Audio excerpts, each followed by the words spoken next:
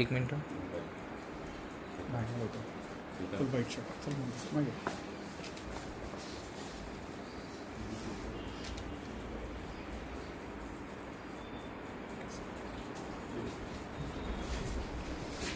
माहिती प्राप्त झालं होत्या. एका व्यक्ती आहे त्यांच्याकडनं एक इलिगल वेपन गावठी कट्टा आहे म्हणून माहिती प्राप्त झाल्या होत्या. त्याच्या अनुषंगाने यश नन्नवरे वय 27 वर्ष जळगावचं राहणार आहे त्यांना ताब्यात घेतला आणि त्यांचं कडनं एक गावठी पिस्तल सीज करण्यात आलेलं आहे.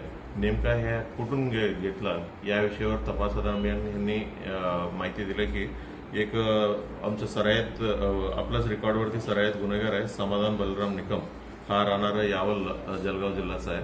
ह्यांचं नाव घेतलं आणि ह्यांना आम्ही ताब्यात घेतला आणि ह्यांना ताब्यात घेतलं की अजूनही म्हणजे कोणाला विकलं या दृष्टीनं आम्ही तपास सुरू केला. या दृष्टीनं तपास सुरू केल्यानंतर अजूनही 5 लोकांचं नाव त्यांनी दिलेलं आहे. ते 5 लोकांचं नाव आहे केशव बालेराव यांच्याकडनं एक गावठी पिस्तल आम्ही जप्ती केलेलं आहे आणि दुसरा माणसा आहे गौरव सालवे पिंपराला ह्याच्याकडनं एक गावठी पिस्तल आणि 3 जिवंत काडतूस आम्ही जप्ती केलेला आहे. तिसरा आहे विकास काकडे यांच्याकडनं 2 गावठी पिस्तल आणि 2 जिवंत काडतूस. जगदीश महाजन यांच्याकडनं 2 गावठी पिस्तल आणि नेक्स्ट आहे कैलाश राजेंद्र माली यांच्याकडनं 1 गावठी पिस्तल आणि 5 जिवंत काडतूस असं आम्ही जप्त केलेलं आहे.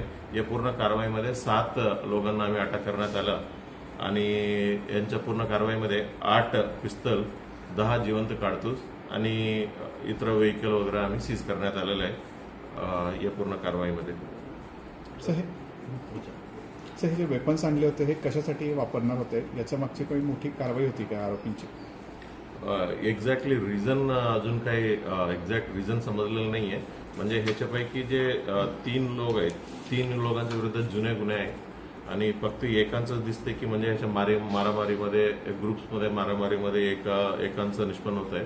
इतर जे 6 लोकांचं एक्झॅक्टली तशा मेजर रिझन काही नाही आहे आणि या लोकांपैकी 4 लोकांविरुद्ध म्हणजे जुने कुठलेच गुन्हा नाही आहे.